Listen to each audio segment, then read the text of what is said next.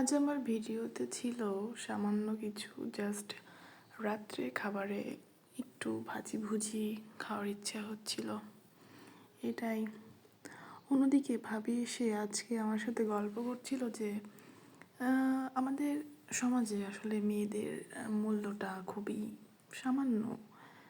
যদি পরিবারে দেয় তাহলে ভালো, আর যদি পরিবারে না দেয় তাহলে অর্জন করা উচিত।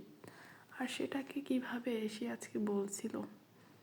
তা সে প্রথমেই বলছিল যে একটা মেয়েকে কেউ কখনো মূল্য দিতে চায় না যদি হচ্ছে তার আর্থিক অবস্থা ভালো না থাকে।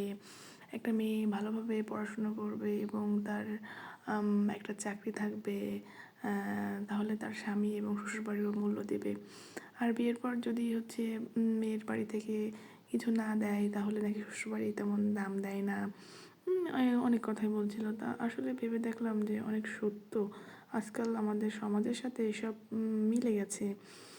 যে ভাবির মনের কষ্টটা আসলে বুঝলাম যে সে আসলে কী বলতে চাচ্ছে। তা এসব করা আসলে ঠিক না।